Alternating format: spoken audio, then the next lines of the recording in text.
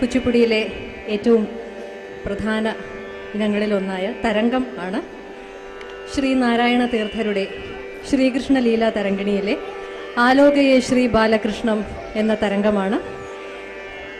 ഇതിൽ ശ്രീകൃഷ്ണൻ്റെ കാളിയമർദ്ദനം ചെയ്യുന്ന ശ്രീകൃഷ്ണൻ്റെ സൗന്ദര്യം കണ്ട് ആസ്വദിക്കുന്ന ഗോപികമാരെയും അവതരിപ്പിക്കുന്നു. അതുപോലെ ഇതിൻ്റെ വിന്യാസ ഭാഗത്ത് ഗോപികമാരുടെ കയ്യിൽ നിന്നും വെണ്ണ കട്ടെടുത്ത് കുസൃതിയോടെ ഓടിപ്പോകുന്ന ശ്രീകൃഷ്ണനെയും കുഞ്ഞ് ശ്രീകൃഷ്ണനെയും അതുപോലെ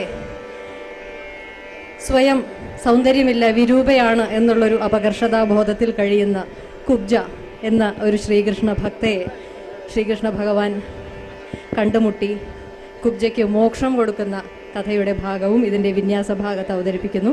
ഇതിൻ്റെ അവസാന പകുതിയിൽ കുച്ചിപ്പുടിയെ മറ്റ് നൃത്തരൂപങ്ങളിൽ നിന്നും വ്യത്യസ്തമാക്കി